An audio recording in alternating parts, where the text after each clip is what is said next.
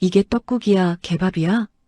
고열을 안고 20명이 음식을 차린 며느리 앞에 시어머니가 냄비를 쏟아부었습니다. 남편은 누운 채 엄마 말 좀 들어. 왜 맨날 멍청하게 굴어? 시누이는 며느리에게 소금을 뿌렸고 친척들은 공짜 파출부라며 킬킬거렸습니다. 3년을 하녀처럼 살던 며느리가 앞치마를 벗어 던지자 세단 수십 대가 밀려들었습니다. 차에서 내린 재벌 회장이 마당 한복판에서 90도로 허리를 꺾었습니다. 사부님, 죽을 죄를 지었습니다. 이제 시댁의 모든 것이 무너집니다. 오늘의 사연 시작합니다. 오늘도 함께 해주셔서 감사합니다. 구독과 좋아요를 눌러주시면 여러분에게 행운이 가득 찾아올 거예요. 오늘 하루도 행복하고 기쁜 일만 가득하시길 바랍니다. 세상 모든 사연을 정성스레 녹여내서 전하는 꼬순이네입니다.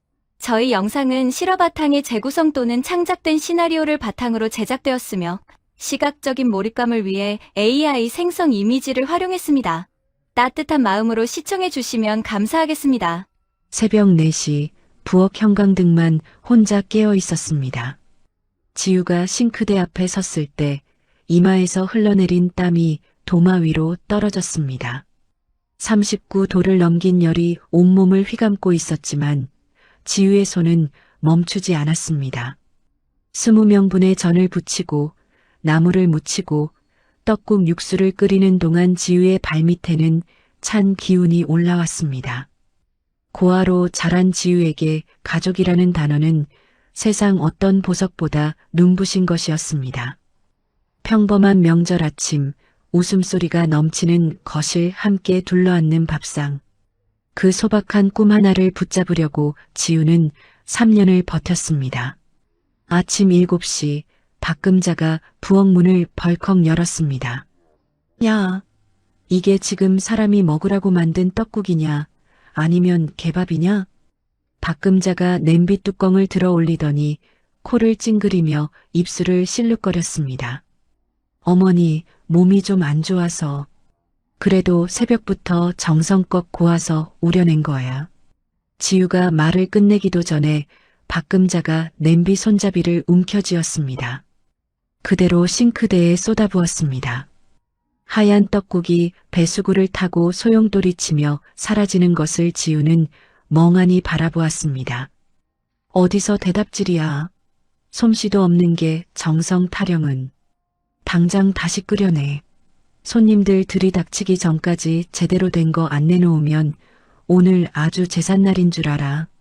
박금자가 앞치마에 손을 닦으며 거실로 나갔습니다. 거실 소파에 드러누운 진석이 게임기 단추를 만지작거리며 고개도 돌리지 않은 채 말했습니다. 아이씨, 엄마 말 좀 들어. 왜 맨날 멍청하게 굴어서 아침부터 집구석을 시끄럽게 만들어? 마누라가 센스가 있어야 남편이 기가 살 거 아냐. 지우가 입술을 깨물었습니다. 손가락 끝이 파르르 떨렸지만 아무 말도 하지 않았습니다. 10시가 넘자 시누이 미란이 번쩍거리는 명품 가방을 어깨에 걸치고 현관으로 들어왔습니다. 미란은 부엌을 지나가다 코를 막으며 지우를 위아래로 훑쳤습니다. 어우, 언니. 전 냄새가 옷에 아주 똥물처럼 밴 거 아니야? 좀 씻고 살아, 씻고. 우리 집에 가사 도우미 들인 줄 알겠어. 미란이 키득거리며 소금을 한 줌 집어 지우 앞에 뿌리는 신용을 했습니다. 지우의 명의로 수천만 원어치 명품을 사간 사람이 바로 미란이었지만 미란의 얼굴에는 한 줌의 미안함도 없었습니다. 명절을 맞아 모여든 친척들도 다르지 않았습니다. 금자야, 너는 참 복도 많다. 어디서 이런 군말 없는 공짜 파출부를 들였냐? 말도 마. 고아 출신이 이런 뼈대 있는 집에 시집 온 게 지 팔자 고친 거지. 저 정도 일은 당연한 거 아니니? 웃음소리가 거실을 채울 때마다 지우의 어깨가 조금씩 더 움츠러들었습니다. 지우는 식탁 구석에 쪼그려 앉아 남은 찌꺼기를 젓가락으로 집어 올렸습니다. 그때 박금자가 지우의 방에서 작은 상자를 들고 나왔습니다. 지우의 눈이 크게 떠졌습니다. 상자 안에는 과거 함께 일했던 팀원들이 선물해준 기념 반지가 들어 있었습니다. 지우에게 남은 유일한 보물이었습니다. 이런 쓸데없는 장난감이나 모아두고 정신을 딴 데다 파니까 살림을 못하지. 이딴 게 다 돈 낭비야. 박금자가 반지를 쓰레기통에 툭 던졌습니다. 어머니, 안 돼요. 지우가 허리를 굽혀 쓰레기통에 손을 넣으려는 순간 박금자가 펄펄 끓는 물을 묻힌 국자를 휘둘렀습니다. 지우의 손등에 벌겋게 자국이 올라왔습니다. 이게 어디서 손을 놀려. 주제 파악 좀 해라. 근본도 없는 고아년이 어디서 귀한 척이야. 지우가 부어오른 손등을 감싼 채 고개를 들었습니다. 박금자를 올려다보는 지우의 눈에서 3년간 꾹꾹 눌러왔던 무언가가 표면 위로 떠올랐습니다. 부엌의 공기가 얼음장처럼 차갑게 식었습니다. 지우가 아무 말 없이 앞치마를 풀었습니다. 접어서 박금자의 발밑에 내려놓았습니다. 그리고 안방으로 걸어 들어갔습니다. 옷장 서랍 깊숙한 곳에서 검은 파우치를 꺼냈습니다. 파우치 안에는 3년간 전원을 끄고 봉인해 두었던 특수 암호화 전화기가 들어 있었습니다. 거울 앞에 섰습니다. 부어오른 손등, 땀에 젖은 머리카락, 그 아래 핏기 없는 얼굴. 지우가 거울 속 자신을 들여다보며 낮게 중얼거렸습니다. 이제 다 끝났어. 당신들이 바랐던 가짜 가족놀이는 오늘부로 끝이야. 짐을 싸기 시작하자 박금자가 방문을 벌컥 열고 들어왔습니다. 야, 너 미쳤니? 어디서 감히 시어머니 앞에서 누나를 똑바로 뜨고 짐을 싸? 당장 내려놓지 못해. 박금자가 다시 손을 치켜들었습니다. 하지만 이번에는 달랐습니다. 지우가 박금자의 손목을 낚아챘습니다. 뼈가 비명을 지를 만큼 단단한 힘이었습니다. 그 더러운 손, 한 번만 더 올리면 다시는 숟가락도 못 쥐게 해드릴까요? 박금자의 얼굴이 하얗게 질렸습니다. 비명이 터져나왔고 거실에 있던 진석과 친척들이 우르르 방으로 몰려왔습니다. 야, 이 미친년아. 너 지금 우리 엄마한테 뭐 하는 짓이야? 진석이 지우의 어깨를 밀치려 했습니다. 지우가 가볍게 몸을 틀었습니다. 진석의 몸이 중심을 잃고 바닥에 꼴사납게 나뒹굴었습니다. 방 안에 정적이 내려앉았습니다. 지우가 특수 전화기에 전원을 켰습니다. 화면에 손가락을 올리고 3년 만에 자신만의 보안 코드를 입력했습니다. 신호가 발사되었습니다. 같은 시각 서울 한복판 태성그룹 본사 보안 관제실. 적색 경보가 울리며 대형 화면에 5글자가 떠올랐습니다. 고스트 귀환. 지우가 넋이 나간 시댁 식구들을 천천히 둘러보았습니다. 내 말 똑똑히 들으세요. 오늘 해가 지기 전까지 이 집구석에 있는 모든 게 다 사라질 거예요. 당신들 목숨 빼고 전부 다. 지우가 엉망이 된 가방을 들고 마당으로 나갔습니다. 뒤에서 미란이 쫓아나오며 욕설을 퍼부었습니다. 야, 이 도둑년아. 너 우리 집에서 가져간 거 다 내놓고 가. 지우가 걸음을 멈추지 않은 채 발을 가볍게 툭 뺐습니다. 미란이 균형을 잃고 마당 한쪽 더러운 흙탕물 위로 처박혔습니다. 대문 앞에 선 지우의 귀에 먼 곳에서부터 밀려오는 엔진 소리가 닿았습니다. 한 대가 아니었습니다. 수십 대의 묵직한 자동차 소리가 온 마을을 흔들고 있었습니다. 지우가 고개를 들었습니다. 설날 아침 찬 공기 속에서 지우의 입꼬리가 천천히 올라갔습니다. 박금자가 신발도 제대로 신지 못한 채 헐떡이며 마당으로 뛰어나왔습니다. 인연이 끝까지. 너 오늘 내 손에 아주 죽어봐라. 박금자가 독이 바짝 오른 눈으로 지우의 머리채를 낚아채려 손을 뻗었습니다. 지우가 천천히 고개를 돌려 박금자를 뚫어지게 바라보았습니다. 단 한 걸음도 물러서지 않는 기세에 박금자의 손이 허공에서 딱 멈췄습니다. 지우의 눈 속에 담긴 것이 더 이상 참을성이 아니라 살기라는 것을 본능적으로 알아챈 것이었습니다. 진석이 뒤늦게 헐레벌떡 뛰어나와 지우의 가방을 빼서 바닥에 냅다 내동댕이 쳤습니다. 네가 여기서 나가면 갈 데나 있을 것 같아? 당장 무릎 꿇고 빌어. 이 못된 년아. 지우가 먼지 구덩이에 나뒹구는 가방을 툭툭 털어 집어 올리며 진석의 얼굴을 똑바로 보았습니다. 3년 동안 참고 또 참았는데 이제 1g도 안 남았어. 내 인내심이 아니라 내 인내심 말이야. 똑똑히 기억해둬. 오늘 네가 버린 건 가방이 아니라 내 인생줄이야. 진석이 입을 떡 벌린 채 아무 말도 못했습니다. 지우의 목소리에는 떨림 하나 없이 서늘한 칼날만 들어있었기 때문입니다. 그 시각 서울 태성그룹 회장 집무실, 구태성 회장의 전용 단말기가 시뻘건 빛을 내뿜으며 요란하게 진동했습니다. 구태성이 급히 안경을 벗어 책상 위에 던지고 화면을 들여다보았습니다. 위성지도 위에 점 하나가 깜빡깜빡 빛나고 있었습니다. 찾았다. 드디어 찾았어. 구태성의 입에서 떨리는 한마디가 흘러나왔습니다. 3년이었습니다. 지우가 제 손으로 모든 흔적을 지우고 사라진 뒤 구태성은 수백억을 들여 전 세계를 뒤졌지만 그림자도 잡지 못했습니다. 지우가 직접 신호를 보내오기 전까지는 말입니다. 구태성이 비서실장 임창호를 불러 벼락 같은 명령을 내렸습니다. 임 실장, 지금 당장 경호 1팀부터 3팀까지 전부 소집해. 1초라도 늦으면 자네 목을 내놓아야 할 거야. 즉시 출발해. 같은 시각, 시댁 마당. 박금자가 덜덜 떨리는 손으로 전화기를 귀에 갖다 대고 소리를 질러댔습니다. 여보세요? 사돈어른, 딸 자식을 어떻게 가르친 거야? 시어머니한테 눈을 부릅뜨고 대드는데 당장 와서 인연 좀 끌고 가라고. 수화기 너머로 지우의 양어머니가 울먹이는 힘없는 목소리가 들려왔습니다. 죄송합니다, 사돈어른. 우리 애가 그럴 애가 아닌데.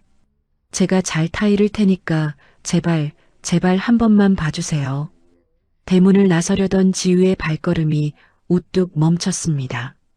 양어머니의 비굴하고 떨리는 음성이 귓속을 파고드는 순간 지우의 눈동자가 핏빛으로 번뜩였습니다. 3년 동안 이를 악물고 버텼던 마음의 둑이 한꺼번에 무너져 내렸습니다. 지우가 몸을 획 돌렸습니다. 마당 한복판에는 지우가 새벽 4시부터 39도 열을 안고 혼자 만든 차례 음식이 상위에 가득했습니다. 지우의 발이 허공을 갈랐습니다. 우당탕탕, 쨍그랑. 단 한 번의 발차기에 상이 뒤집어지고 정성껏 붙인 정과 나물이 흙바닥에 지시겨졌습니다. 접시들이 비명을 지르며 산산조각 났습니다. 미쳤어. 이 미친년이 제정신이 아니야. 친척들이 소리를 지르며 달려들려 하자 지우가 그들을 향해 서슬 퍼런 눈으로 다가섰습니다. 한 발자국만 더 와봐요. 평생 다리에 깁스하고 병원 신세 지고 싶으면 어디 한번 와보라고. 친척들의 발이 땅에 붙은 듯 얼어붙었습니다. 지우의 눈빛은 농담을 하는 눈이 아니었습니다. 그때였습니다. 마을 입구 쪽에서 거대한 먼지 기둥이 솟구쳤습니다. 검은색 최고급 세단들이 줄을 지어 좁은 골목을 가득 메우며 밀려들었습니다. 그 뒤로 거대한 프로펠러 소리가 하늘을 뒤흔들었습니다. 태성그룹 로고가 선명한 헬기가 시댁 마당 위를 낮게 날며 엄청난 바람을 쏟아부었습니다. 박금자의 머리카락이 미친 듯이 사방으로 휘날렸습니다. 이게 다 뭐야? 전쟁이라도 난 거야. 진석이 겁에 질려 대문 뒤로 숨으려 했지만 강력한 바람에 문짝이 활짝 열려버렸습니다. 지우는 흩날리는 먼지 속에서도 꼿꼿이 서서 차량 행렬을 바라보았습니다. 딱 맞춰왔네. 이제 3년치 이자까지 쳐서 다 받아낼 시간이야. 가장 앞에 선 세단의 문이 열리자 검은 정장의 경호원 수십 명이 쏟아져 나왔습니다. 그들이 일사불란하게 시댁 식구들을 포위하자 친척들은 서로 부딪히며 나자빠졌습니다. 두 번째 차에서 은발의 남성 임창호 비서실장이 내렸습니다. 그는 지우를 보자마자 눈시울을 붉히며 허리를 90도로 꺾어 인사했습니다. 실장님, 오래간만이네요. 정말 고생 많으셨습니다. 지우가 엉망이 된 옷차림을 보며 씁쓸하게 웃었습니다. 임 실장, 이 꼴로 만나게 해서 미안하네. 임창호가 고개를 든 순간 지우의 상처난 얼굴과 부어오른 손등을 보고는 턱을 바르르 떨며 즉시 보고했습니다. 회장님 찾았습니다. 그런데 상태가 너무 좋지 않습니다. 당장 오셔야겠습니다. 시댁 식구들은 경호원들의 기세에 눌려 숨도 크게 못 쉬었습니다. 박금자가 진석의 팔을 꽉 붙잡으며 물었습니다. 진석아, 저 무서운 사람들이 다 누구냐? 나도 몰라. 대체 지우가 누구길래? 지우가 가방에서 서류 봉투를 꺼내 진석의 가슴팍에 팍 밀어 넣었습니다. 이혼 서류야. 사인해. 얌전히 사인하면 조용히 끝내주지. 뭐라고? 네가 감히 나한테 이혼을. 하기 싫어? 그럼 마음대로 해. 대신 네가 그동안 회사 돈 야금야금 빼돌린 자료들 내일 아침이면 검찰 책상에 올라가 있을 테니까. 감방 갈지 사인할지 네가 골라. 진석의 얼굴이 순식간에 시체처럼 하얘졌습니다. 그때 행렬 맨 뒤에 검은 리무진 문이 열렸습니다. 번쩍이는 지팡이가 땅을 짚고 남색 코트를 입은 위험 있는 노인이 내렸습니다. 태성그룹 구태성 회장이었습니다.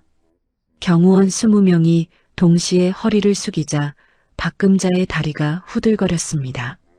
구 회장이 천천히 걸어와 지우의 얼굴을 마주했습니다. 피멍든 손등과 핏기 없는 얼굴을 보는 순간 구 회장의 손에 쥐어있던 지팡이가 힘없이 땅바닥에 떨어졌습니다. 툭! 정막이 흐르는 마당에 그 소리만이 무겁게 울려 퍼졌습니다. 구태성의 입에서 신음 같은 탄식이 새어나왔습니다. 세상에, 이게 대체 무슨 꼴이야? 자네 몰골이 이게 뭐냐고. 구태성이 떨리는 두 손으로 지우의 얼굴을 감싸듯 들여다보았습니다.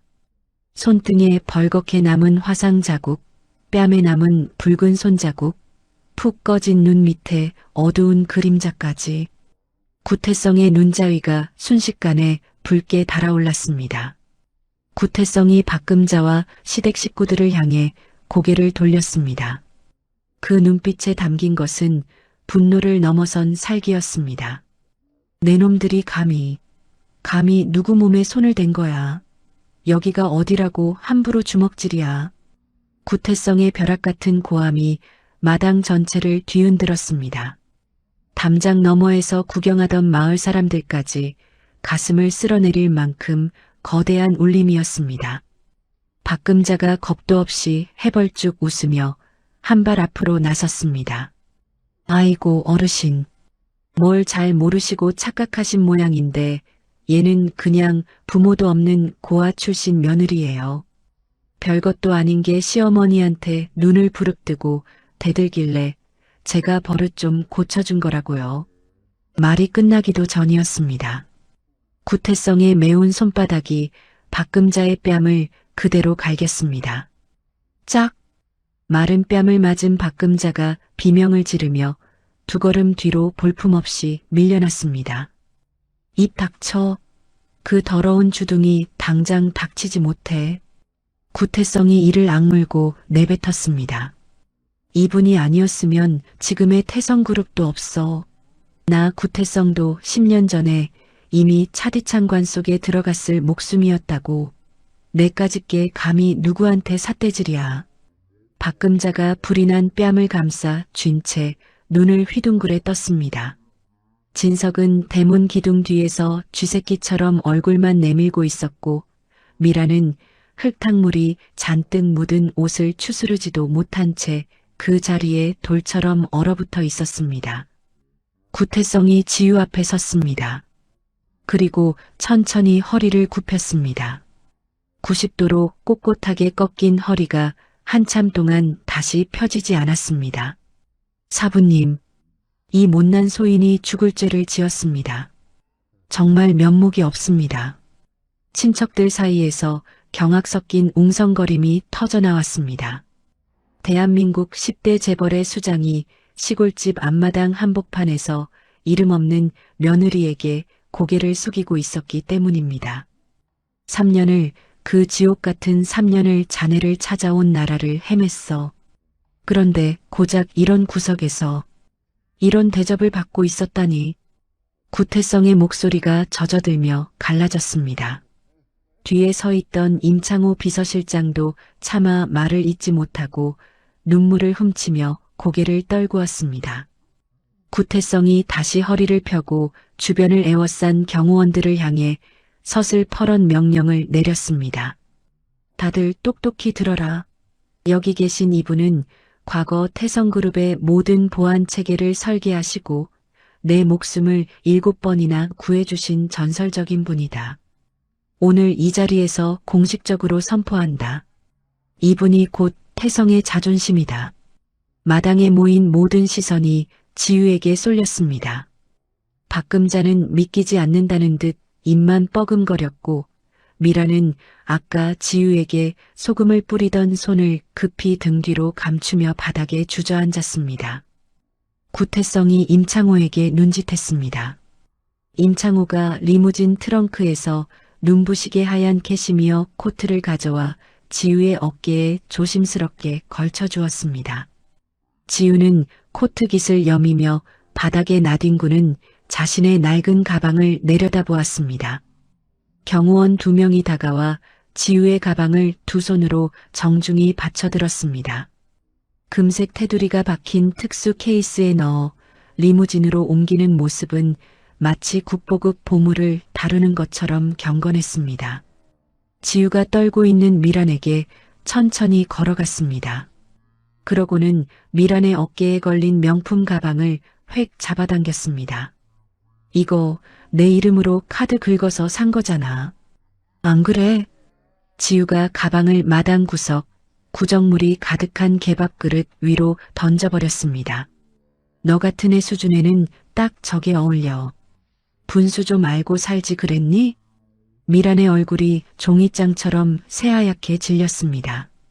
입술을 달싹거렸지만 공포에 질려 아무 소리도 나오지 않았습니다. 지유가 이번에는 대문 뒤에 숨어있던 진석 앞에 멈춰 섰습니다. 진석이 지유의 시선을 피하며 몸을 바짝 움츠렸습니다. 내 부모님 협박해서 몰래 뜯어간 돈, 오늘부터 이자까지 싹 다 계산해서 한 푼도 빠짐없이 토해내. 알았어? 진석이 고개를 절레절레 저으며 비굴하게 변명했습니다. 나는 그런 적 없어. 지유야, 오해야. 정말이야. 거짓말하지 마. 3년치 녹음 파일이 이 안에 고스란히 다 들어있으니까. 지유가 주머니 속 특수 전화기를 톡톡 두드렸습니다. 진석의 입이 자물쇠라도 채운 듯 꽉 닫혔습니다. 구태성이 다시 임창호를 불렀습니다. 임 실장, 이 집안 식구들이 갖고 있는 사업체, 땅덩어리, 건물, 통장 잔해까지 몽땅 다 털어와. 단돈 1원이라도 출처가 깨끗한 게 있는지 낱낱이 뒤져서 보고해. 예, 회장님. 즉시 처리하겠습니다. 임창호가 전화기를 들고 매서운 목소리로 지시를 내리기 시작했습니다. 담장 너머로 마을 사람들의 수군거림이 바람을 타고 들려왔습니다. 세상에 저 집 박금자 말이야. 맨날 며느리 종 부리듯 하더니 오늘 완전히 망신살 뻗쳤네. 그러게 말이야. 사람 귀한 줄 모르고 그렇게 못되게 굴더니 참 쌤통이다, 쌤통. 박금자가 담장 너머를 노려보았지만 평소와 달리 아무도 시선을 피하지 않고 손가락질을 해댔습니다. 지우가 구태성에게 다가가 낮은 목소리로 속삭였습니다. 조용히 잊혀 살려고 했는데 결국 회장님을 다시 번거롭게 해드렸네요. 구태성이 인자하게 고개를 저었습니다. 무슨 그런 섭섭한 말씀을. 사부님이 부르시면 지구 끝까지라도 달려가는 게 제 도리입니다. 이놈들이 사부님께 저지른 짓, 제가 영혼까지 탈탈 털어서 죗값을 치르게 하겠습니다. 지우가 리무진을 향해 우아하게 걸어갔습니다. 박금자 앞을 지날 때 잠시 발걸음을 멈추었습니다. 지우가 박금자의 귀 가까이 고개를 숙이고 서늘하게 말했습니다. 당신이 3년 동안 하녀라고 불렀던 이 여자가 진짜 어떤 힘을 가졌는지 이제부터 지옥 같은 현실 속에서 천천히 구경이나 해요. 박금자의 다리에서 힘이 쭉 빠졌습니다. 그대로 마당 흙바닥에 털썩 주저앉아 멍하니 지우를 바라보았습니다. 리무진 문이 묵직하게 닫혔습니다. 수십 대의 세단 행렬이 엔진을 울리며 하나둘 마을을 빠져나갔습니다. 하늘 위에 헬기도 기술을 돌려 높이 올라갔습니다. 시댁 마당에는 뒤집어진 제사상과 깨진 접시, 파편, 그리고 넋이 나간 식구들만 덩그러니 남았습니다. 박금자가 갑자기 비명을 지르며 벌떡 일어나더니 진석의 뺨을 후려쳤습니다. 야, 이 등신 같은 놈아. 이게 다 너 때문이야. 어디서 저런 무서운 여자를 데려와서 집안을 망쳐놓느냐고. 아, 엄마, 왜 나한테만 그래. 나도 제가 저런 대단한 년인 줄 몰랐단 말이야. 진석이 뺨을 감싸 쥐고 억울하다는 듯 소리쳤습니다. 미라는 주저앉아 목 놓아 울음을 터뜨렸습니다. 지켜보던 친척들은 하나둘 눈치를 보며 짐을 챙겨 슬금슬금 대문 밖으로 도망치듯 빠져나갔습니다. 이제 아무도 박금자에게 인사 한마디 건네지 않았습니다. 리무진 뒷좌석에 앉은 지우가 차분하게 전화기를 들었습니다. 강도준 변호사님, 저 지우예요. 오랜만이죠? 부탁할 일이 좀 생겼어요. 지우의 목소리는 얼음처럼 차가웠습니다. 하지만 전화기를 쥔 가느다란 손끝에는 지난 3년의 울분이 섞인 미세한 떨림이 아직 남아 있었습니다. 다음 날 아침 8시 진석이 다니던 중견기업 로비의 태성그룹 직인이 시뻘겋게 찍힌 공문 한 통이 도착했습니다. 귀사와의 모든 협력 관계를 오늘 이 시간부로 영구 중단합니다. 딱 한 줄짜리 짧은 문장이었지만 그 무게는 날벼락이나 다름없었습니다. 진석의 회사는 매출 10중 9이 태성과의 거래에서 나왔기 때문입니다. 사장이 공문을 읽자마자 얼굴이 흑빛이 되어 진석을 사장실로 불러들였습니다. 야, 김진석, 너 대체 밖에서 무슨 짓을 하고 다닌 거야? 사장의 매운 주먹이 진석의 얼굴을 그대로 강타했습니다. 진석이 비틀거리며 책상 모서리에 허리를 찢고 바닥에 나뒹굴었습니다. 사장님, 갑자기 왜 이러세요? 저는 정말 아무것도 모르는 일입니다. 태성이 우리 줄줄이 다 끊어버렸어. 내 놈 하나 때문에 회사가 통째로 망하게 생겼는데 아무것도 몰라. 당장 짐 싸서 꺼져. 내 눈앞에서 사라지라고. 진석은 그 길로 동료들의 따가운 시선을 받으며 사무실에서 쫓겨나고 말았습니다. 같은 시각 시어머니 박금자에게도 마른 하늘에 날벼락이 떨어졌습니다. 가문의 자존심이라며 떵떵거리던 종갓집 땅이 알고 보니 과거 구태성 회장이 지우에게 고맙다며 미리 증여했던 땅이었다는 사실이 드러난 것입니다. 등기부등본 위에 찍힌 주인 이름은 선명했습니다. 이지우. 즉각 집을 비우라는 퇴거 명령서가 대문에 떡하니 붙었습니다. 박금자가 미친 사람처럼 명령서를 뜯어내며 악을 썼습니다. 이게 다 거짓말이야. 이 땅은 우리 시아버지 때부터 내려온 우리 집 땅이라고. 어떤 년이 감히 남의 집 때문에 이런 걸 붙여. 하지만 법을 앞세운 종이장 앞에서 박금자의 고함은 아무런 힘도 없었습니다. 설상가상으로 신우이 미란에게는 경찰들이 들이닥쳤습니다. 지우의 이름을 몰래 팔아 수억 원대 사기를 저지른 혐의였습니다. 미란이 차가운 수갑을 찬 채 경찰차에 끌려가며 박금자를 향해 처절하게 울부짖었습니다. 엄마, 나 좀 살려줘. 나 무서워, 엄마. 박금자가 맨발로 경찰차를 뒤쫓아갔지만 야속한 차 문은 이미 굳게 닫혀버렸습니다. 한편 서울 시내 7성급 호텔 스위트룸. 지우는 하얀 침대 시트 위에 누워 전문 의료진의 극진한 치료를 받고 있었습니다. 3년간 시댁에서 하녀처럼 살며 얻은 상처는 몸 곳곳에 흉터처럼 남아 있었습니다. 뜨거운 국자에 댄 손등, 멍든 어깨, 제대로 먹지 못해 가느다란 나뭇가지처럼 앙상해진 팔뚝까지. 의료진이 나간 뒤 구태성 회장이 병문안을 왔습니다. 그는 임 실장이 올린 조사 보고서를 읽다가 손을 부르르 떨었습니다. 세상에, 39도 고열에 시달리는 애를 새벽부터 전을 부치게 해? 감히 국자로 사람 손등을 내리쳐. 구태성이 분노를 참지 못하고 보고서를 바닥에 내동댕이 쳤습니다. 옆에 놓인 찻잔이 굴러떨어져 산산조각이 났습니다. 회장님, 이제 그만 진정하세요. 지우가 담담하게 몸을 일으키며 말했습니다. 너무 화내지 마세요. 제가 바보같이 가족이 갖고 싶어서 스스로 버틴 일이니까요. 사부님이 참았든 아니든 사람 몸에 상처를 냈으면 그만큼 피눈물을 흘리게 해줘야죠. 절대로 그냥 안 둡니다. 구태성이 이를 악물며 다짐했습니다. 며칠 뒤 강도준 변호사가 두꺼운 서류 뭉치를 들고 지우를 찾아왔습니다. 지우 씨, 증거 다 모았습니다. 박금자가 3년 동안 지우 씨 양부모님 협박해서 뜯어낸 돈이 무려 5억 원입니다. 녹취록부터 이체 내역까지 아주 완벽합니다. 지우가 서류를 한 장씩 넘길 때마다 손가락에 힘이 들어갔습니다. 양어머니가 지우 몰래 시어머니에게 빌며 돈을 보냈던 기록들이 날짜별로 빼곡했습니다. 정말 고생하셨어요, 강 변호사님. 이제 다 되돌려줘야죠. 걱정 마세요. 이건 아주 작은 시작일 뿐입니다.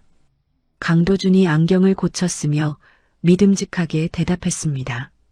같은 날 저녁 직장에서 쫓겨난 진석이 터덜터덜 집으로 돌아왔습니다. 하지만 대문 앞에서 진석의 발이 딱 멈춰 섰습니다.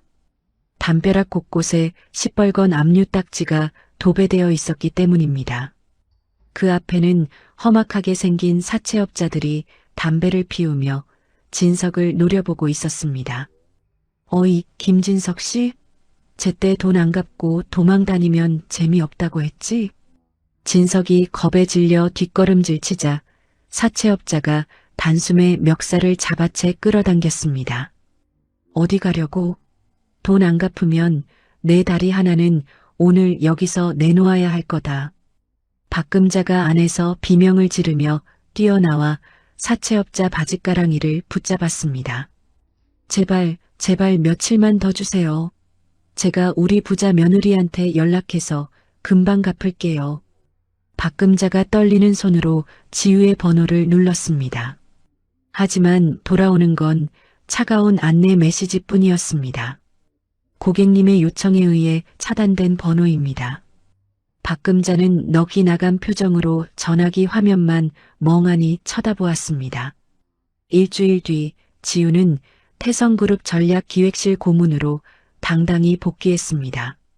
복귀하자마자 지우가 올린 보고서에는 시댁 가문이 뒤로 저지른 온갖 비리 목록이 가득했습니다. 탈세에 가짜 서류에 불법 공사까지. 구태성 회장이 보고서를 훑어보더니 단호하게 명령했습니다. 싹 다 밀어버려. 먼지 하나 남기지 말고.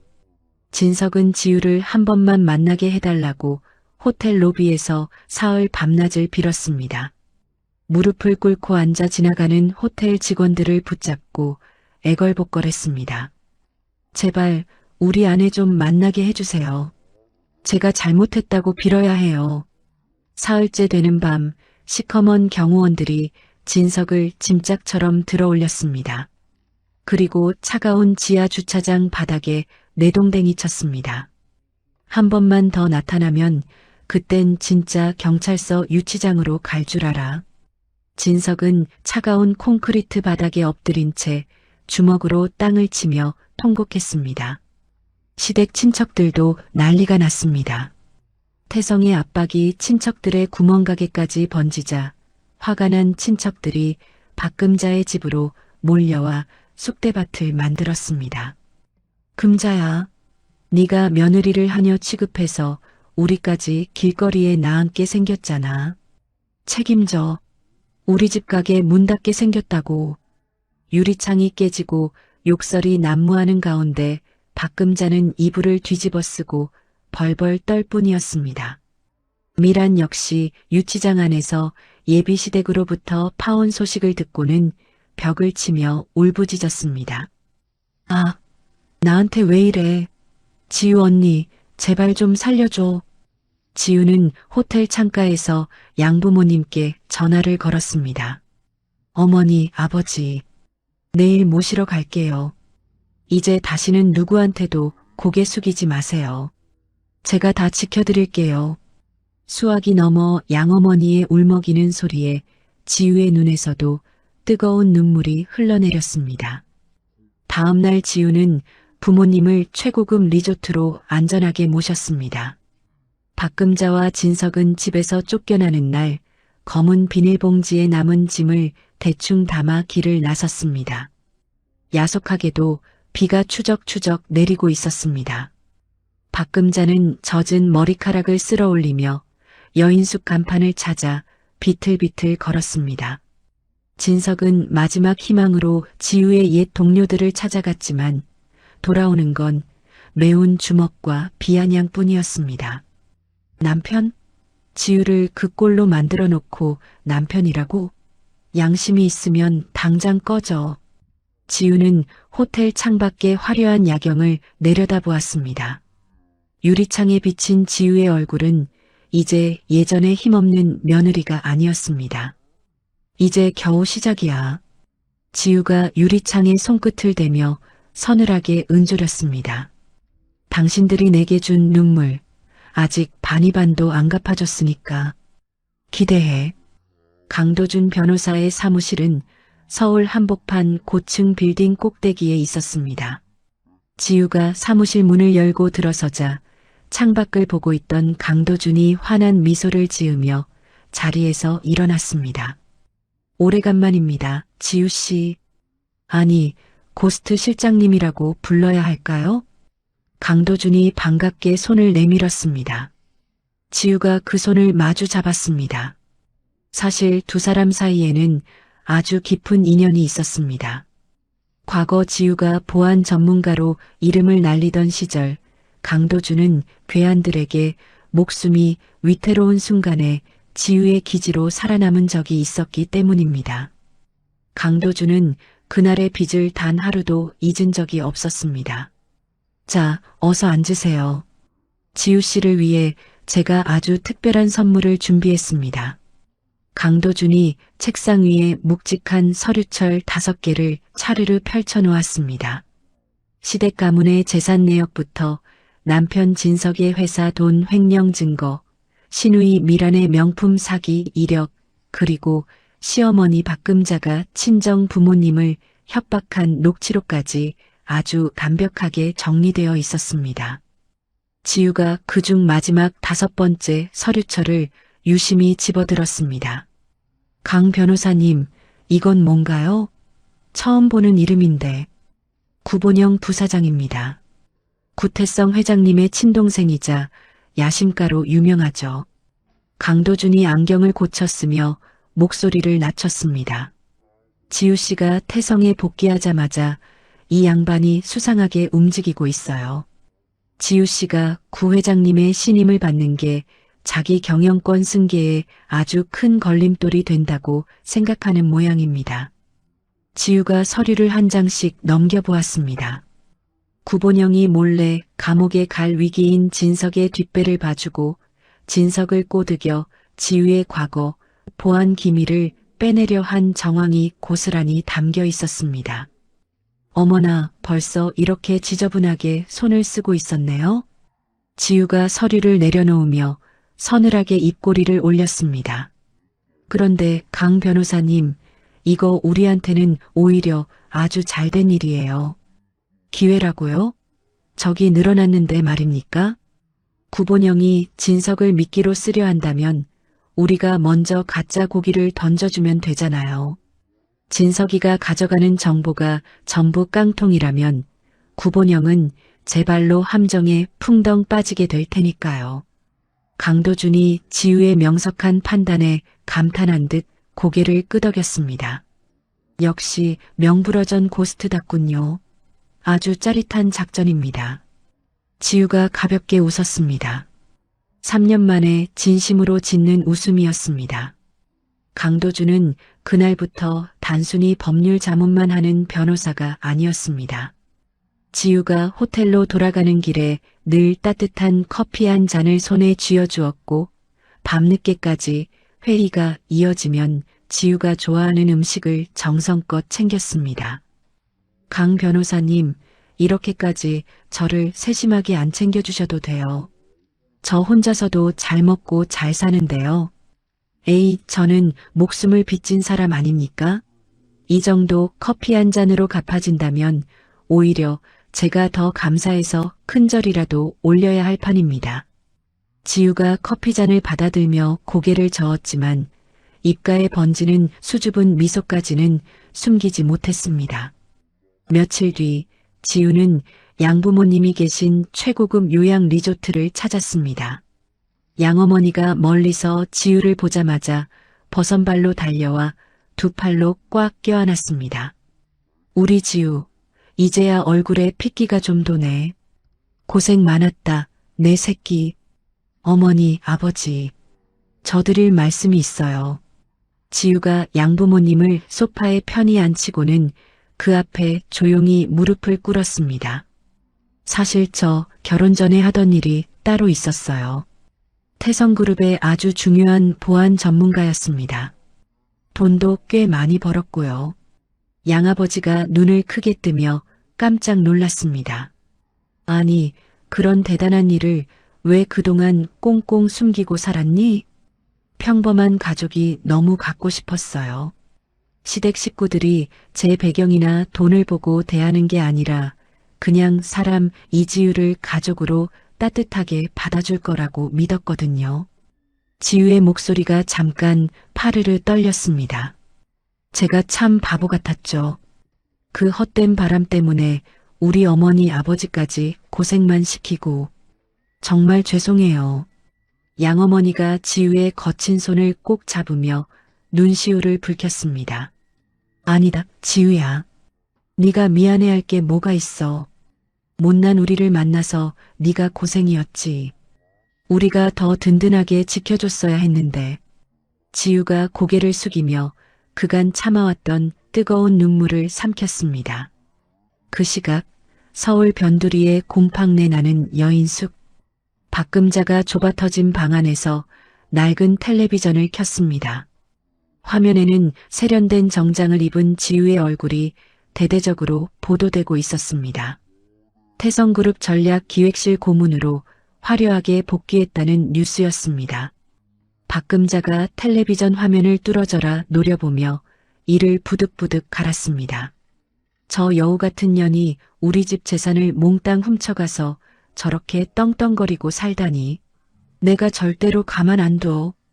박금자는 마지막 남은 자존심까지 다 내던지고 지우의 회사 건물 앞으로 쫓아갔습니다. 으리으리한 로비에 들어가려 하자 덩치 큰 경비원이 앞을 막아섰습니다. 출입증 없으시면 한 발짝도 못 들어가십니다. 나가세요. 이것 봐. 내가 이 회사 이지우 고문 시어머니라고. 당장 비켜. 하지만 경비원은 눈 하나 깜짝하지 않았습니다. 박금자는 할 수 없이 건물 앞 화단 옆에 쪼그려 앉아 지우가 나오기만을 독하게 기다렸습니다. 2시간 뒤 드디어 웅장한 정문이 열렸습니다. 지우가 강도준 변호사와 나란히 대화하며 걸어 나왔습니다. 반짝이는 검은색 의전 차량이 두 사람 앞에 딱 멈춰 섰습니다. 강도준이 매너 있게 먼저 차 문을 열고 지우를 안내했습니다. 박금자가 벌떡 일어나 목이 터져라 소리쳤습니다. 지우야, 지우야, 애미 좀 봐라. 나 여기 있다. 지우의 시선이 박금자를 차갑게 스쳐 지나갔습니다. 길가에 굴러다니는 돌멩이보다도 못한 취급이었습니다. 차 문이 묵직하게 닫히고 차는 박금자를 뒤로 한 채 미끄러지듯 출발했습니다.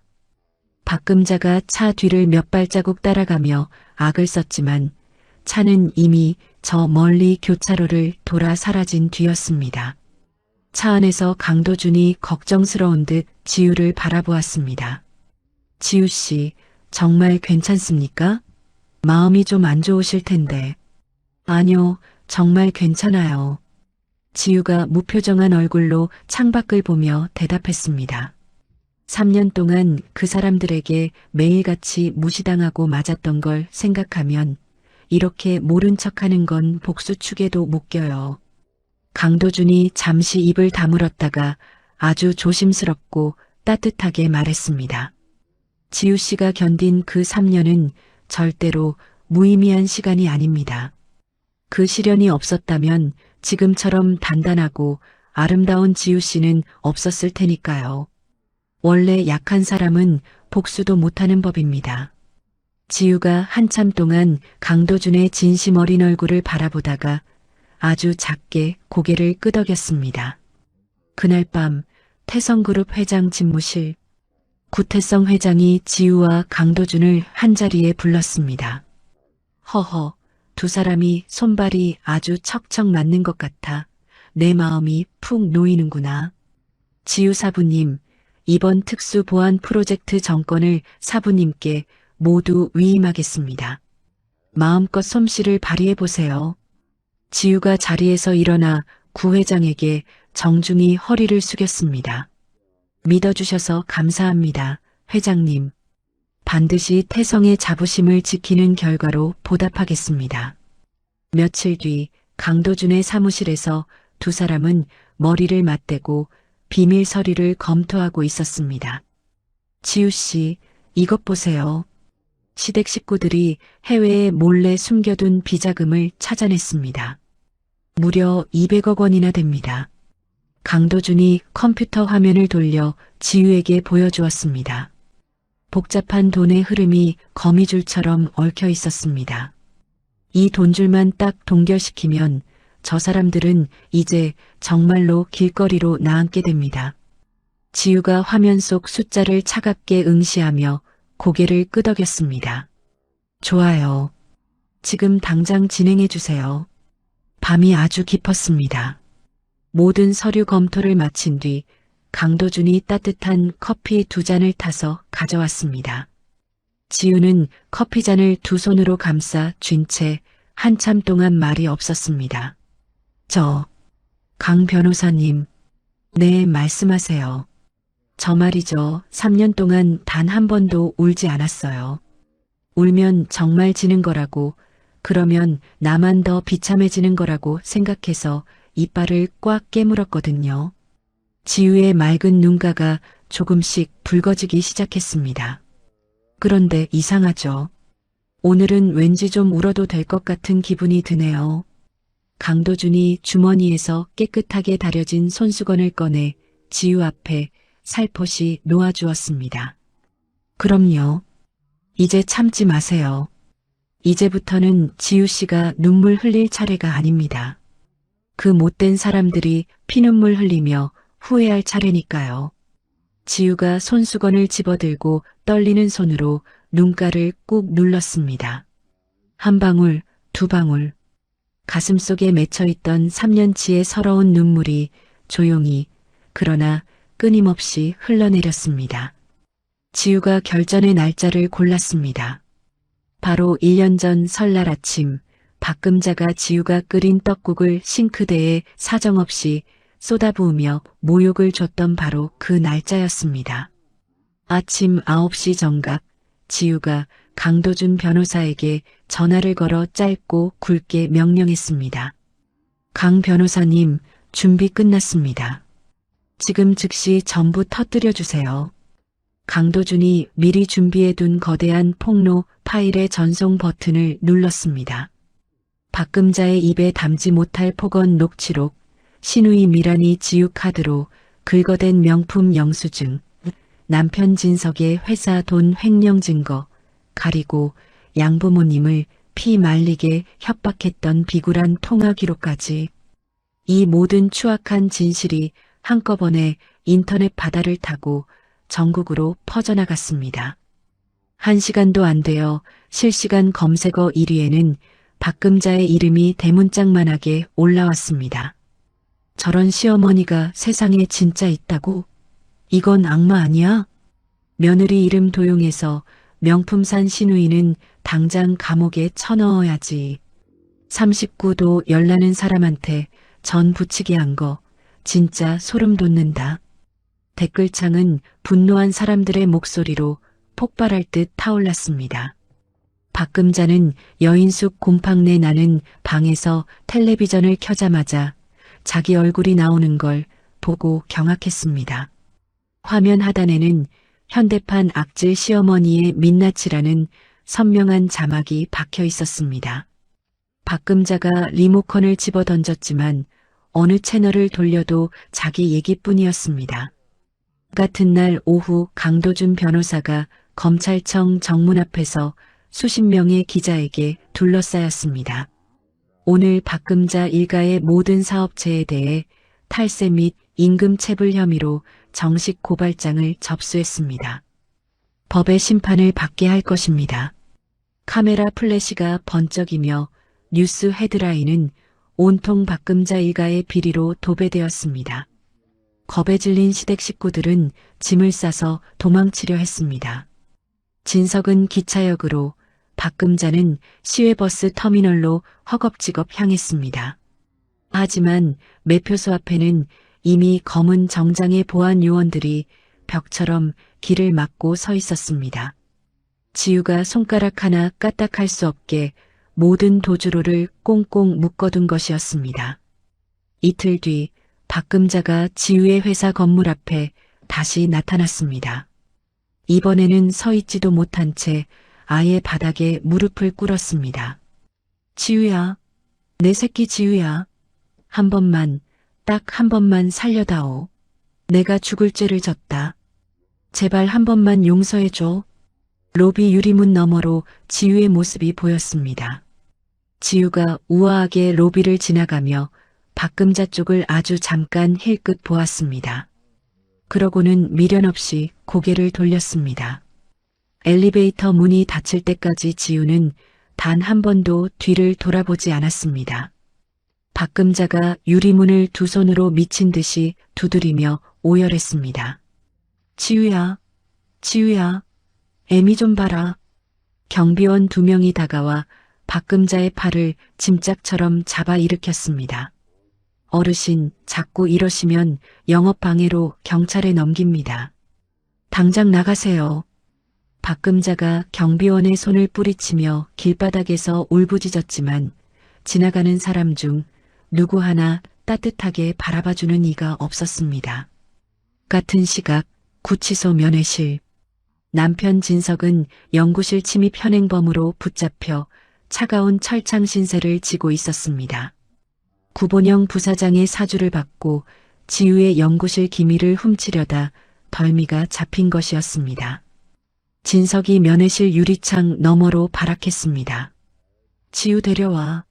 내 마누라 이지우 불러오라고. 할 말이 있단 말이야. 철컥 소리와 함께 문이 열렸습니다. 하지만 들어온 사람은 지우가 아닌 냉소적인 표정의 강도준 변호사였습니다. 강도준이 서류 한 장을 유리창에 딱 붙여 보여주었습니다.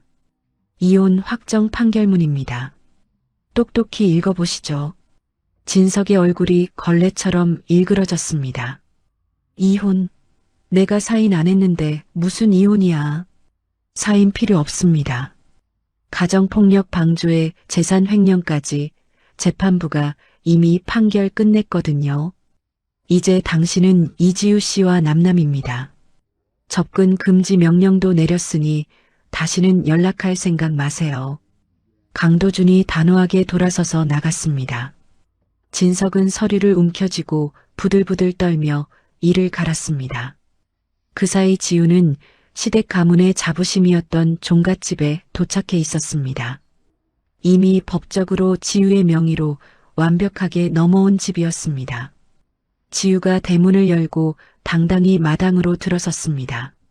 마당에는 커다란 이삿짐 트럭 2대가 대기 중이었습니다. 자, 시작하세요. 지우가 고개를 끄덕이자 경호원들이 집안의 가구들을 하나둘 밖으로 끌어냈습니다. 육중한 장롱부터 박금자가 아끼던 자개 밥상까지 가구들이 길바닥에 줄지어 버려졌습니다. 박금자가 소식을 듣고 택시를 타고 달려왔습니다. 골목의 나뒹구는 자기 집 살림살이들을 보고는 다리에서 힘이 탁 풀려버렸습니다. 이게 지금 무슨 해괴망측한 짓이냐? 지우가 마당 한가운데 꼿꼿이 서서 박금자를 내려다보았습니다. 기억나세요?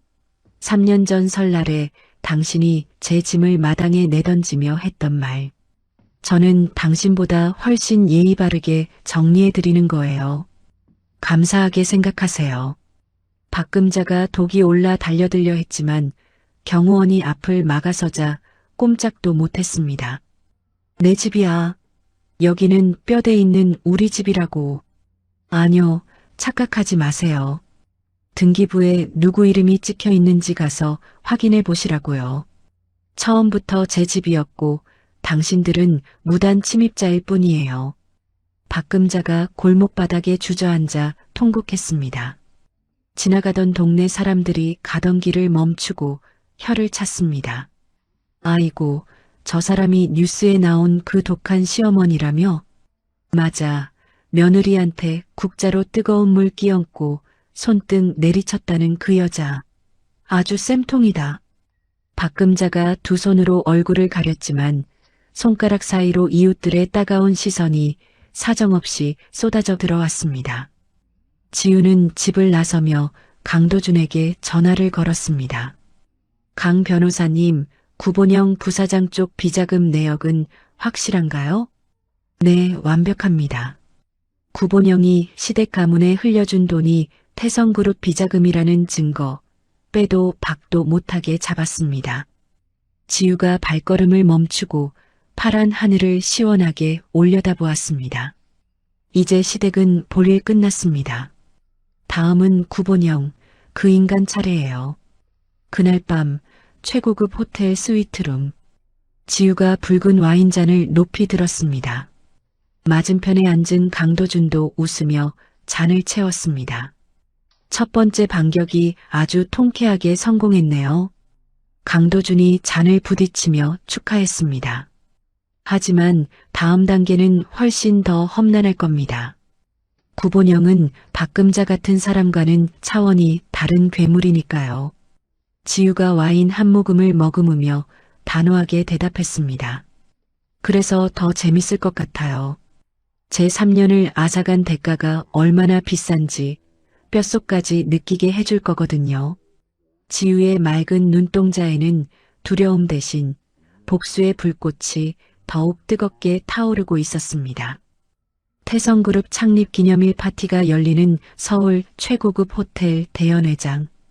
천장에 매달린 수백 개의 크리스털 샹들리에가 눈부신 빛을 쏟아내고 있었습니다.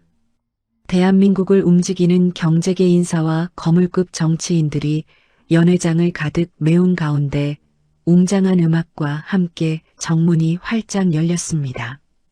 지우가 구태성 회장의 옆에 서서 우아하게 모습을 드러냈습니다. 어깨를 시원하게 드러낸 남색 드레스 위로 수십억 대의 다이아몬드 목걸이가 찬란하게 빛을 발했습니다. 3년 전 새벽 부엌에서 땀범벅이 된 앞치마를 두르고 전을 붙이던 그 초라한 모습은 이제 흔적조차 없었습니다. 번쩍, 번쩍 수십 대의 카메라 플래시가 동시에 터졌습니다. 구태성이 지우의 팔을 정중히 에스코트하며 연회장 안으로 들어섰습니다. 사부님, 오늘 이 자리는 오직 사부님을 위한 무대입니다. 마음껏 즐기세요. 무슨 말씀이세요, 회장님? 오늘 주인공은 회장님이시죠. 저는 그저 옆에서 구경만 할게요. 허허, 또 그런 겸손을. 오늘만큼은 대한민국에서 제가 사부님 들러리입니다. 그 시각 연회장 지하 주방. 식기세척 아르바이트생 유니폼을 입은 미란이 산더미처럼 쌓인 접시를 닦고 있었습니다. 감옥에서 나온 뒤 정가자라는 낙인 때문에 갈 곳이 없던 미란이 이름까지 속이고 간신히 구한 일자리였습니다. 주방 문틈 사이로 화려한 연회장 내부가 보였습니다. 미란의 손이 딱 멈췄습니다. 보석을 온몸에 휘감고 수백 명의 박수를 받으며 당당하게 걷는 지우의 모습이 눈에 들어온 것이었습니다. 미란의 손에서 미끄러진 접시가 바닥에 부딪혀 산산조각이 났습니다. 챙그랑, 아, 너 정신 안 차려? 접시값 내 일당에서 깔 거니까 조심해. 일하기 싫으면 당장 나가. 주방장이 버럭 소리를 질렀습니다. 미라는 눈물을 꾹 참으며 허리를 굽혀 접시 조각을 주었습니다. 파티가 무르익을 무렵 구태성 회장이 무대 위로 올라갔습니다. 연회장을 압도하는 목소리로 마이크를 잡았습니다. 오늘 이 영광스러운 자리에서 여러분께 아주 귀한 분을 정식으로 소개하겠습니다. 구태성이 환하게 웃으며 지우를 향해 손을 내밀었습니다. 지우가 무대 위로 올라서자 술렁이던 연회장이 물을 끼얹은 듯 조용해졌습니다. 이분은 과거 태성그룹의 모든 보안 체계를 설계하시고 제 목숨을 7번이나 구해주신 저의 생명의 은인입니다. 오늘 저는 이분께 태성그룹의 전략 부회장직을 공식적으로 제안하고자 합니다. 연회장이 발칵 뒤집혔습니다. 잠시 정적이 흐르는가 싶더니 이내 떠나갈 듯한 박수가 터져 나왔습니다. 이 장면은 전국으로 생중계되고 있었고 시청자들은 화면 속 지우의 당당한 얼굴을 보며 환호했습니다. 호텔 밖 주차장. 생중계를 스마트폰으로 지켜보던 박금자가 눈이 뒤집혀 호텔 로비로 돌진했습니다. 비켜. 지우 만나러 왔단 말이야. 내가 이지우 시어머니라고. 하지만 시커먼 경호원들이 바위처럼 앞을 막아섰습니다. 박금자가 경호원의 팔을 핥히며 버둥거렸지만 소용없었습니다. 이것들이 내가 누군 줄 알고. 당장 지우 불러오라고. 경호원들이 박금자를 짐짝처럼 들어 밖으로 끌어냈습니다. 박금자는 호텔 입구 계단에서 발을 헛디뎌 바닥에 꼴사납게 나뒹굴었습니다. 지나가던 사람들이 혀를 차며 손가락질했습니다. 어머, 저 여자 뉴스에 나온 그 악질 시어머니 아냐? 여기까지 와서 또 난동이네. 박금자는 땅바닥에 엎드린 채 모욕감에 이를 부득부득 갈았습니다. 연회장 안 지우가 무대에서 마이크를 다시 잡았습니다. 한 가지 더 발표할 것이 있습니다. 저는 최근 시댁 가문이 대대로 소유했던 선산을 모두 매입했습니다. 그리고 그 자리에 버림받은 아이들을 위한 유기견 보호소를 설립하기로 결정했습니다. 객석 여기저기서 통쾌한 웃음과 박수가 터져나왔습니다. 호텔 밖에서 이 소식을 들은 박금자가 뒷목을 부여잡고 비명을 질렀습니다. 뭐라고? 우리 조상님들 묘자리가 있는 산을 개들이나 키우는 곳으로 만든다고. 전현이 정말 미쳤구나. 박금자는 눈앞이 캄캄해지며 주차장 바닥에 그대로 고꾸라졌습니다. 연회장에서는 화려한 파티가 계속되었습니다. 강도준 변호사가 지우에게 다가와 아름다운 꽃다발을 건넸습니다. 지우 씨, 새로운 시작을 진심으로 축하합니다. 정말 멋지십니다. 다 강 변호사님 덕분이에요. 혼자였다면 못했을 거예요. 아닙니다. 제가 한 건 그저 서류 정리뿐이죠. 이 모든 건 지우 씨 스스로가 일궈낸 기적입니다. 강도준이 지우의 옆에 서서 나란히 걷자 주변 인사들이 수군거리기 시작했습니다. 저 두 사람 분위기가 예사롭지 않은데 선남선녀가 따로 없구먼. 지우가 강도준의 귀에 대고 수줍게 속삭였습니다. 강 변호사님, 사람들이 우리 쳐다봐요. 좀 쑥스럽네요. 그냥 두세요. 아주 기분 좋은 소문이니까 저는 오히려 즐겁습니다. 강도준이 부드럽게 웃으며 대답했습니다. 구태성 회장이 무대 옆에서 그 모습을 보며 임 실장에게 흐뭇하게 말했습니다. 역시 우리 사부님이야. 저 화려한 파티 한가운데서도 눈빛 하나 흔들림이 없지 않나? 회장님, 정말 축하드립니다. 고스트 실장님이 돌아오셨으니 이제 태성은 무적입니다. 파티가 끝나갈 무렵 지우가 마지막으로 한마디를 덧붙였습니다. 오늘 파티에서 나온 모든 수익금은 시댁 식구들의 갑질과 스트레스로 고통받는 여성들을 위한 재단에 전액 기부하겠습니다.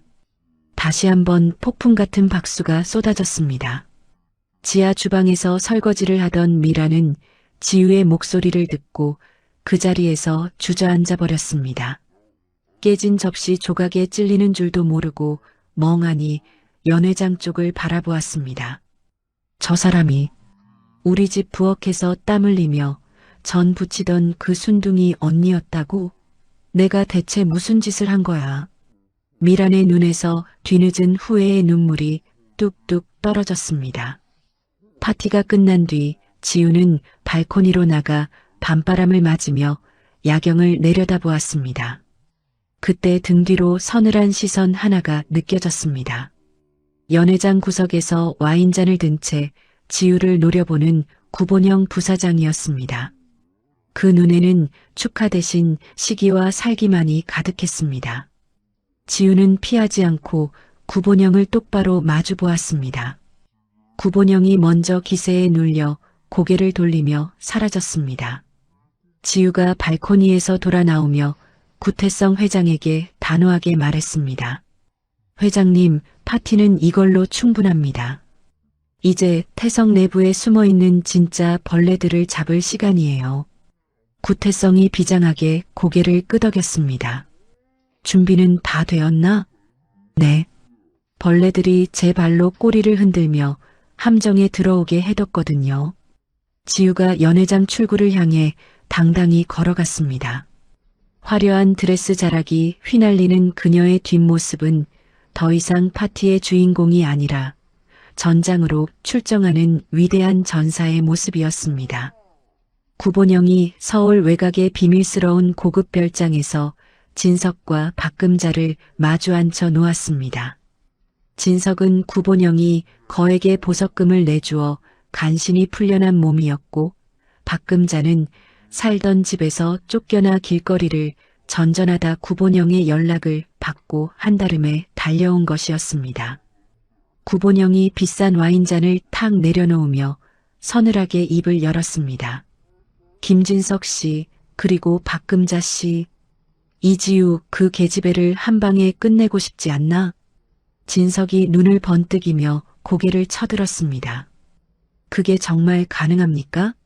지금 걔 뒤에는 우리 형님, 아니 구 회장이 버티고 있는데요. 내가 판을 다 짜줄 테니까 너희는 내가 시키는 대로만 해. 그러면 잃어버린 재산이며 체면이며 다 되찾게 해줄 테니. 박금자가 구본영의 손을 잡으려 들며 비굴하게 매달렸습니다. 도와만 주시면 무슨 짓이든 하겠습니다. 그년 때문에 우리 집안이 풍비박산 났어요. 뭐든 시켜만 주세요.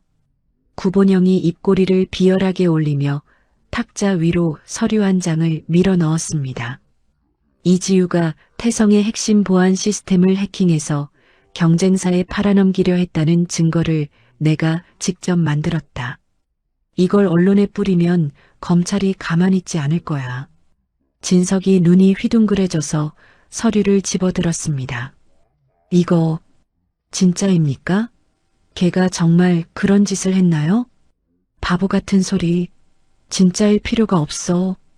검찰이 들이닥쳐서 압수수색을 하고 이지우의 손발을 꽁꽁 묶어두기만 하면 그걸로 충분하니까. 구본영의 눈이 뱀처럼 차갑게 빛났습니다. 이틀 뒤 조작된 가짜 증거들이 주요 언론사에 일제히 뿌려졌습니다.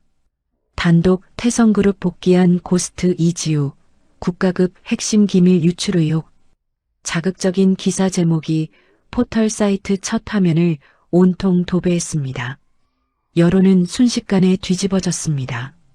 며칠 전까지 지우를 정의의 아이콘이라 응원하던 댓글창은 다시 독설로 가득 찼습니다.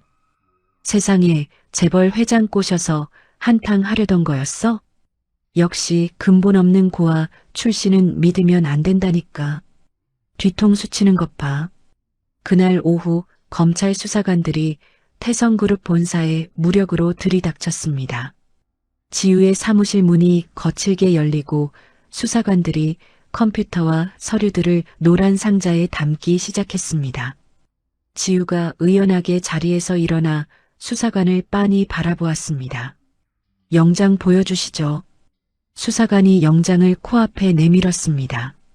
지우는 영장을 꼼꼼히 읽는 동안 손가락 하나 떨지 않았습니다. 좋습니다. 국가기관의 수사인이 성실히 협조하겠습니다. 하지만 진짜 위기는 그 다음이었습니다. 같은 시각 구태성 회장이 집무실에서 갑자기 가슴을 부여잡으며 비명을 지르고 쓰러졌습니다. 임창호 실장이 혼비백산하여 달려와 구 회장을 부축했습니다. 회장님, 정신 차리세요. 여기 사람 좀 불러주세요. 구 회장이 구급차에 실려가자마자 기다렸다는 듯 구본영이 이사회를 긴급 소집했습니다. 형님이 쓰러지신 마당에 경영 공백이 생겨선 안 됩니다. 기밀 유출 혐의를 받는 이지우의 모든 직함과 권한을 이 시간부로 즉시 정지시킵니다. 구본영에게 매수된 이사들이 일제히 손을 들었습니다. 지우의 사내 출입증은 정지되었고 모든 보안 시스템 접근 권한이 순식간에 차단되었습니다. 소식을 들은 지우가 급히 강도준 변호사에게 전화를 걸었습니다. 강 변호사님, 구 회장님이 쓰러지셨어요. 구본영이 제 손발을 다 묶었습니다. 전화기 너머로 강도준의 거칠고 고통스러운 숨소리가 들려왔습니다. 지우 씨, 조심하세요. 저도 지금 상황이 아주 안 좋습니다. 무슨 일이에요? 강 변호사님, 1시간 전에 사무실 앞에서 괴한들이 습격했습니다. 갈비뼈가 부러진 것 같아요. 지금 병원 응급실입니다. 지우의 미간이 깊게 패였습니다. 구본영이 강도준까지 노린 것이 분명했습니다.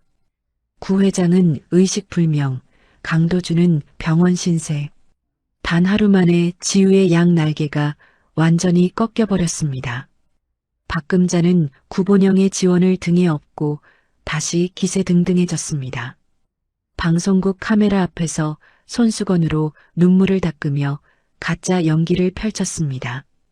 그 계집애는 우리 며느리가 아니라 천하의 사기꾼이에요.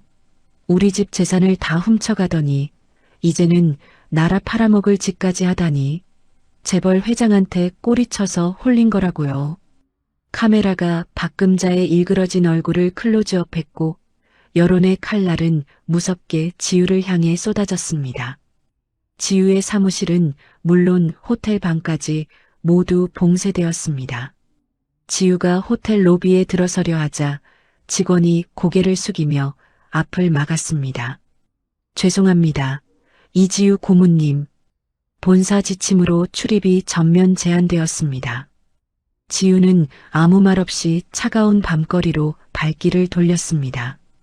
지우는 과거 보안 전문가 시절 만약의 사태를 대비해 만들어둔 비밀 안전가옥으로 향했습니다. 서울 변두리 낡은 골목 끝에 있는 허름한 주택이었습니다. 먼지가 자욱한 거실에 불을 켜자 3년 전 그대로인 첨단 보안 장비들이 모습을 드러냈습니다. 지우가 낡은 의자에 앉아 잠시 눈을 감았습니다. 깊은 한숨을 내쉬고는 걱정되는 마음으로 양부모님이 계신 리조트에 전화를 걸었습니다. 신호음이 계속 울렸지만 아무도 받지 않았습니다. 지우의 심장이 덜컥 내려앉았습니다. 다시 전화를 걸었지만 여전히 묵묵부답이었습니다. 지우가 급히 단말기를 켜 리조트 보안 화면을 해킹해 불러왔습니다. 하지만 화면은 까맣게 죽어 있었습니다. 누군가 카메라를 미리 꺼버린 것이었습니다. 그때 지우의 휴대전화가 울렸습니다. 모르는 번호였습니다. 여보세요? 지우야. 참 오랜만이지? 비열한 웃음소리, 남편 진석이었습니다. 우리 부모님 어디 있어? 당장 말해. 부모님이 보고 싶으면 직접 와야지. 장소는 문자로 찍어줄게. 대신 경찰에 신고하면 내 부모님 목숨은 장담 못한다. 전화가 뚝 끊기더니 서울 외곽에 버려진 폐공장 주소가 도착했습니다. 지우는 이것이 함정이라는 것을 뻔히 알고 있었습니다. 하지만 지우는 주저없이 자리에서 일어났습니다. 현관문을 열기 전 지우는 손목시계 옆면에 작은 단추를 3번 꾹꾹 눌렀습니다. 시계 화면에 아주 작은 빨간 불빛이 한번 깜빡였습니다. 폐공장은 어둡고 습한 냄새가 진동했습니다. 지우가 무거운 철문을 밀고 들어가자 공장 한가운데 의자에 묶여있는 부모님이 보였습니다. 양어머니가 지우를 발견하고는 울부짖었습니다. 지우야, 오면 안 돼. 얼른 도망가라. 어머니. 지우가 달려가려는 순간 어둠 속에서 쇠파이프가 붕소리를 내며 날아왔습니다.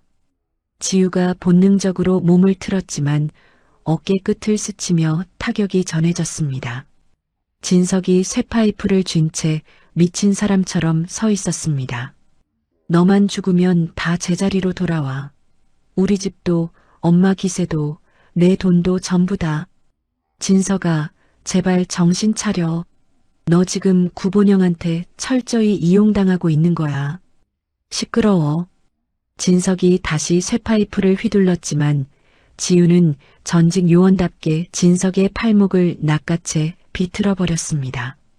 쇠파이프가 바닥에 떨어지며 날카로운 소리를 냈고 지우는 순식간에 진석을 바닥에 맺혔습니다. 그때였습니다. 공장 사방의 철문이 일제히 열리며 검은 옷을 입은 장정 16명이 쏟아져 들어왔습니다. 구본영이 보낸 전문 킬러들이었습니다. 지우가 다시 손목시계를 2번 눌렀습니다. 그러자 천장에 매달려 있던 작은 보안 드론 4대가 날카로운 소리를 내며 날아올랐습니다. 지우가 미리 침투시켜둔 드론들이었습니다. 드론에서 눈을 멀게 하는 강력한 섬광이 터졌고 공장 안은 순식간에 아수라장이 되었습니다. 지우는 어둠과 섬광을 틈타 킬러들을 하나씩 소리 없이 제압해 나갔습니다. 하지만 수정 열쇠에 몰려 있을 때 정문에서 강렬한 조명이 비치며 구본영 부사장이 거만하게 걸어 들어왔습니다. 그는 양어머니의 목에 날카로운 칼을 들이대고 있었습니다. 이지호, 거기서 멈춰. 한 발짝이라도 움직이면 이 할멈 목을 따버리겠다. 지우의 움직임이 멈췄습니다. 구본영이 비웃으며 명령했습니다. 무기 버려. 그리고 무릎 꿇어. 지우는 떨리는 손으로 쇠파이프를 내려놓고 차가운 물기가 젖은 콘크리트 바닥에 천천히 무릎을 꿇었습니다. 구본영이 총을 꺼내 지우의 이마에 겨누었습니다. 대단한 고스트도 별거 없군. 결국 가족이 약점이었어. 박금자가 어둠 속에서 기어나와 지우의 얼굴을 내려다보며 낄낄거렸습니다. 그래, 진작 이렇게 기었어야지. 네가 감히 누굴 건드려? 구본영이 총의 안전장치를 풀었습니다. 태성은 내 거다. 너 같은 계집애가 낄 자리가 아니야. 잘 가라, 이지우. 그 찰나의 순간이었습니다. 공장 벽이 굉음과 함께 무너지며 먼지 구름이 일었습니다. 완전 무장한 보안 특공대 20명이 쏟아져 들어왔습니다. 전원 무기를 버리고 엎드려. 지우는 그 틈을 놓치지 않고 구본영의 손목을 걷어차 총을 떨어뜨렸습니다. 특공대원들이 순식간에 구본영과 진석에게 수갑을 채웠습니다. 구본영이 바닥에 처박힌 채 악을 썼습니다. 이게 누구 짓이야? 내가 태성 부사장이라고. 박금자는 구석에서 벌벌 떨다 체포되었습니다. 난 몰라요. 저 사람이 다 시킨 거예요. 현장은 아수라장이 되었고 지우의 어깨 상처에서는 피가 멈추지 않았습니다. 시야가 흐릿해질 때쯤 목발을 짚은 강도준 변호사가 피투성이 얼굴로 달려들어왔습니다. 지우 씨. 지우는 강도준의 품에 안기며 힘겹게 물었습니다. 부모님은요? 무사하세요? 네, 무사합니다. 이제 안심하세요. 지우는 강도준의 품에서 비로소 안도의 숨을 내쉬며 조용히 눈을 감았습니다. 손목시계의 초록색 불빛만이 어둠 속에서 희망처럼 깜빡이고 있었습니다. 하얀 천장이 눈앞에 흐릿하게 보였습니다. 지우가 눈을 떴을 때 가장 먼저 느낀 것은 어깨를 꽁꽁 감싼 붕대의 묵직한 압박과 욱신거리는 통증이었습니다. 병실 창가로 눈부신 오후 햇살이 쏟아져 들어오고 있었습니다. 정신이 좀 듭니까? 침대 옆 의자에 앉아 밤을 새운 듯한 강도준 변호사가 급히 일어났습니다. 갈비뼈를 감싼 보호대 때문에 셔츠가 불룩 튀어나와 있었지만 그는 자신의 고통은 안중에도 없다는 듯 지우를 살폈습니다. 강 변호사님, 몸도 안 좋으신데 왜 여기 계세요? 갈비뼈 2대 금간거쯤은 끄떡없습니다. 지우 씨가 무사한 걸 봤으니 이제야 살 것 같네요. 지우가 이를 악물고 상체를 일으키려 하자 어깨에서 찢어지는 듯한 통증이 밀려왔습니다. 우리 부모님은요? 무사하신 거죠? 네, 옆 병실에서 안정을 취하고 계십니다. 다행히 크게 다친 곳은 없으세요. 그리고 구 회장님도 오늘 아침에 의식을 되찾으셨습니다. 그제야 지우가 안도의 한숨을 내쉬며 이불을 걷어냈습니다. 지우 씨, 어디 가시려고요? 아직 퇴원 허가도 안 났어요. 가야 해요. 지금 끝내지 않으면 구본영은 법망을 피해 미꾸라지처럼 또 빠져나갈 거예요. 강 변호사님, 준비한 자료 다 가져오셨죠? 강도준이 망설이다가 가방에서 두꺼운 서류철을 꺼냈습니다. 폐공장의 생생한 범죄 영상, 구본영이 진석에게 살인을 지시한 녹취록, 킬러들에게 보낸 동거래 내역까지 완벽한 증거들이었습니다. 지우는 환자복 위에 코트를 걸치고 병실 문을 박차고 나갔습니다. 1시간 뒤 태성그룹 본사 대회의실, 구태성 회장이 화상화면으로 지켜보는 가운데 긴급 이사회가 열렸습니다. 수갑을 찬 채 경찰의 호송을 받으며 들어온 구본영은 여전히 기세등등하게 코웃음을 쳤습니다. 형님이 쓰러진 틈을 타서 이런 쇼를 준비했어? 이지우, 네가 아주 간이 배 밖으로 나왔구나. 지우는 대꾸 대신 차갑게 리모컨을 눌렀습니다. 웅장한 회의실 벽면 가득 영상이 재생되었습니다. 녹취록 소리 이지우 부모를 잡아와. 그러면 그녀는 제 발로 기어오게 돼 있어. 처리는 내 사람 시킬 테니까 넌 유인만 해. 회의실 안이 찬물을 끼얹은 듯 얼어붙었습니다. 구본영의 얼굴에서 비열한 웃음이 순식간에 사라졌습니다. 지우가 다음 화면을 띄우자 구본영이 태성 비자금에서 수백억을 빼돌려 시댁 식구들을 매수하고 킬러를 고용한 계좌 내역이 낱낱이 공개되었습니다. 구본영 부사장은 회사의 공금을 횡령했을 뿐 아니라 그 돈으로 저와 제 부모님을 살해하려 했습니다. 여기 계신 이사님들, 이래도 이 사람을 우리 태성의 경영진으로 두시겠습니까? 구본영이 자리를 박차고 일어나 고함을 질렀습니다. 이건 조작이야. 전부 적의 지배가 꾸민 가짜라고. 그때 화면 속 구태성 회장이 녹이 띈 목소리로 입을 열었습니다. 구본영, 내 동생이라는 게 뼈저리게 부끄럽구나. 더는 내 인내심을 시험하지 마라. 지금 당장 이사회는 구본영의 해임안을 가결하라. 이사 14명 중 13명이 일제히 손을 들었습니다. 구본영의 해임이 그 자리에서 결정되었습니다. 경찰이 구본영의 팔을 잡아 끌고 나가자 그는 짐승처럼 울부짖으며 발악했습니다. 형, 피를 나는 동생한테 어떻게 이래. 이지우, 2년. 내가 가만 안 둘 거야. 하지만 그의 목소리는 복도 끝으로 비참하게 사라졌습니다. 일주일 뒤 법원 법정. 남편 진석은 피고인석에 앉아 사시나무 떨듯 떨었습니다. 살인미수, 납치, 횡령 혐의에 대해 재판장이 준엄한 목소리로 판결을 내렸습니다. 피고인 김진석에게 징역 15년을 선고한다. 진석이 방청석을 향해 절규하며 지우를 찾았습니다. 지우야, 지우야, 잘못했어. 나 좀 봐줘. 제발. 하지만 방청석에 지우의 자리는 없었습니다. 지우는 이제 그를 쳐다볼 이유조차 느끼지 못했으니까요. 박금자와 미란 역시 범죄 공모 혐의가 추가되어 나란히 구치소에 갇혔습니다. 같은 감방에서 마주본 모녀는 서로의 머리채를 잡을 듯 악을 썼습니다. 이게 다 엄마 때문이야. 엄마가 언니를 하녀 취급해서 이 사달이 난 거잖아. 뭐라? 이년아, 너도 언니 돈으로 명품 가방 살 때는 좋다고 깔깔거렸잖냐. 누굴 탓해? 두 사람의 비참한 싸움이 차가운 감방 벽을 울렸습니다. 지우는 퇴원 후 구 회장의 병실을 찾았습니다. 구 회장이 구본영의 회수된 지분을 모두 넘기며 경영권을 제안했지만 지우는 정중히 거절했습니다.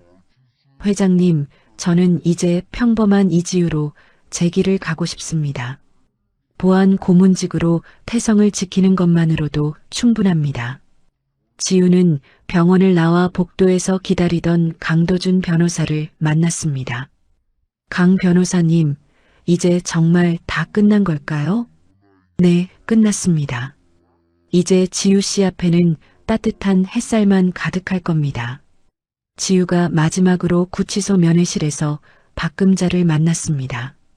수의를 입고 초췌해진 박금자가 유리창 너머로 애걸했습니다. 지우야, 한 번만 불쌍한 시어머니 좀 살려다오.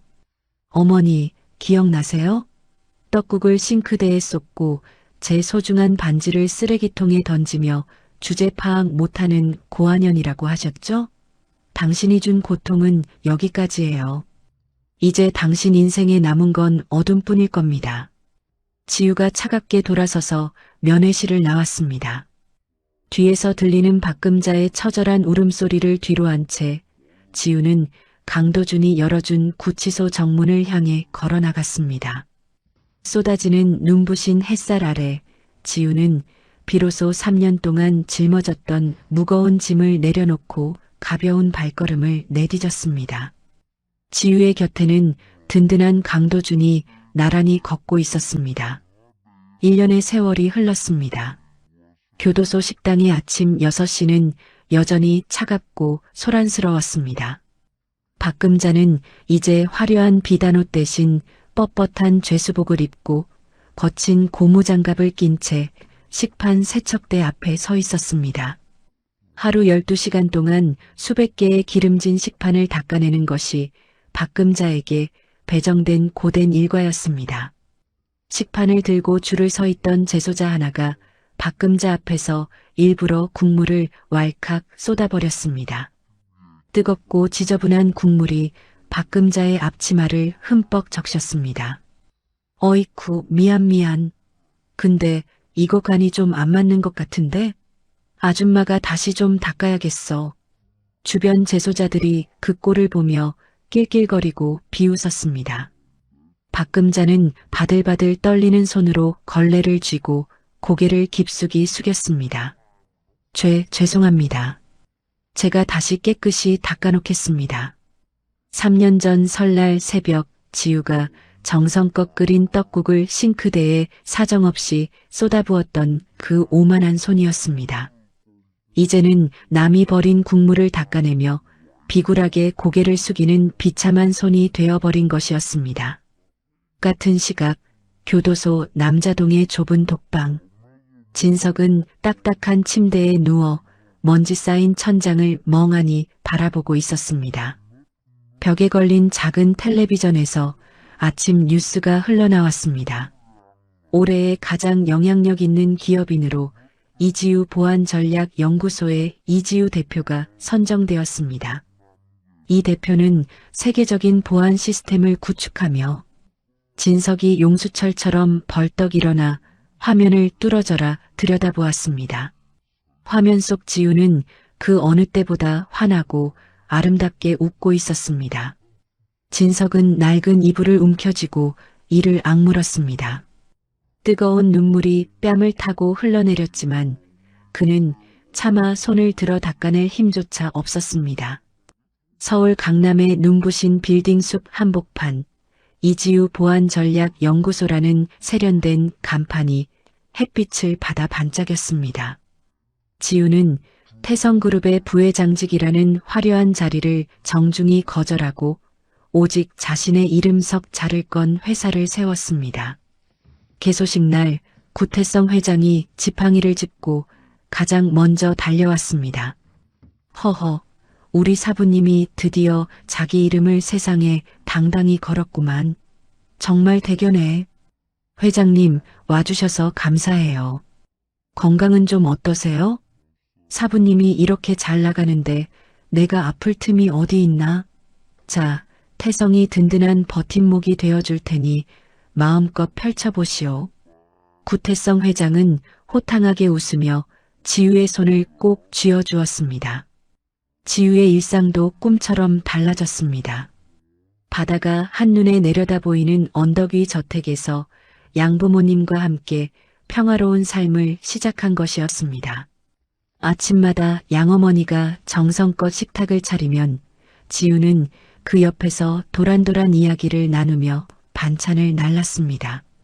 어머니, 무거운 건 제가 할게요. 앉아 계세요. 무슨 소리? 이건 이 엄마가 즐거워서 하는 거야. 넌 가서 도준 씨 올 시간이나 확인해라. 아유, 엄마도 참.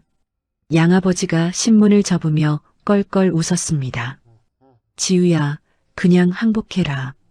이 집에서 내 엄마 고집 꺾을 사람 아무도 없다.